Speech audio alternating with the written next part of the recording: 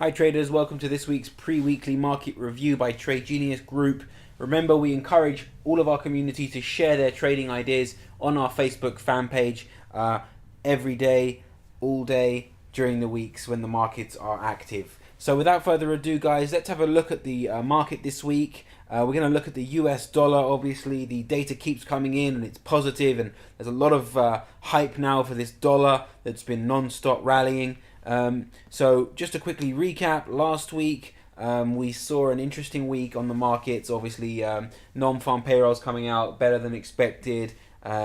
Everyone looks at the S&P and sees there are technical retracements happening there to the downside, but I have to say that on the daily chart, Thursday's market left us with an interesting reversal spike, as you can probably see here, and it's highlighted to the right hand side just at the support level, and that comes short of 1917 1930 levels. So you want to keep an eye there. Obviously, it's the build up now towards the midterm elections. There's a lot of hype in the US, obviously a lot of political warfare going on there for seats, and this can sometimes create a lot of volatility, and keep an eye on this spike, obviously, as a suitable guide for your risk reward.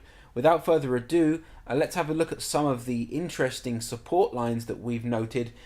These are coming mostly from Asia Pacific markets, and we're going to focus on the Aussie dollar and the New Zealand dollar specifically. Just before we do that, guys, euro dollar, obviously huge drop last week, and this is the monthly chart. We've picked up on it a few times in our videos. You have a very strong wedge here taking place. Obviously the sells are coming straight on the resistances, and these are the buys now on the supports. So that last circle I've drawn you is coming very close to a big resistance level here. If we zoom in now on this chart, we can show you that basically the support looks to be anchored at this resistance at around 125, and the range there does extend on the bottom levels just towards 122, or maximum extent 120, 150, and these upper levels coming short now just around 125. So those are the two levels, 122, 120, 150 and 125, and you want to keep an eye on that, obviously, in light of the dollar strength. I don't think I'm going to labor too much on the euro dollar. Let's show you what's happening on the Aussie. Obviously was a very strong currency pair up until the bank started to sort of maintain its interest in weakening its currency and keeping it below 1. We are now at a huge support level at the 86.80 level, and I just showed you by the two circles there that double bottom that we had on a daily chart. We've zoomed in now onto a 4-hour chart to see another double bottom at this level, so you can see it there, and the spike that comes through the Bollinger Band on the lower level. Here we go, zooming in now on a 1-hour chart, and you can see it there, that spike and potential reversal type structure that we see. When we draw up the dots, we basically see what's called a megaphone pattern, so you can Google away on those patterns. You can see here that we're at the bottom level of the pattern, so really there is due to be some sort of pullback on this Aussie dollar according to technical analysis, and fundamentally the Aussie dollar is weak, but too weak, too fast. The US dollar is very strong, and there is continued strength there scheduled, but it's moved too far, too fast, perhaps, we feel. Here we have the New Zealand dollar, guys, on a weekly level. You can see I circled for you a major support line that we're also at.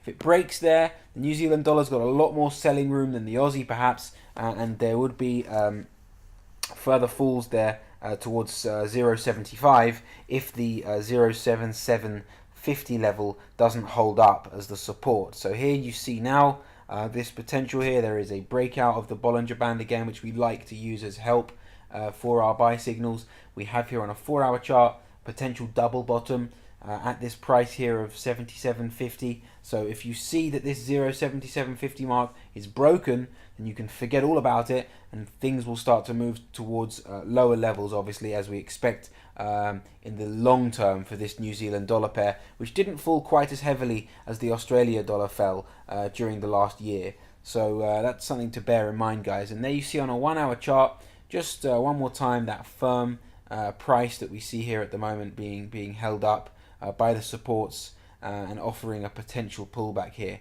So that's the New Zealand dollar. We've covered the Aussie dollar, and we did give you a little bit of a look over the euro dollar as well. So we basically really expect you guys to keep an eye on the markets this week. specifically towards data that is going to affect this US dollar. One of the pairs that people are using as that guide is basically the Japanese yen. Obviously, there's a huge relationship between the dollar yen now, which is testing a major resistance at 110. And I think you should be aware that this week we have on Tuesday the Japanese monetary policy statement, so that's going to be a big market mover on that dollar yen pair. Just briefly to recap though, Monday's New Zealand dollar business confidence is important for that trade we spoke about earlier, and also on Tuesday you have the Aussie dollar interest rate decision, a huge factor there on the Aussie dollar pair. Later in the week, guys, we do have bank rates and MPC statements coming out for those of you tracking the cable pound dollar, and Friday's unemployment rate also. Obviously the USD CAD is coming up to a daily resistance level, and you might want to check out that trade on your charts. Alright traders, have a great week. And don't forget, we do post you our favorable trades once a day, every day, most of the weeks. So keep an eye on that on our blog at www.tradegeniusgroup.com and our Facebook community page. Have a great week.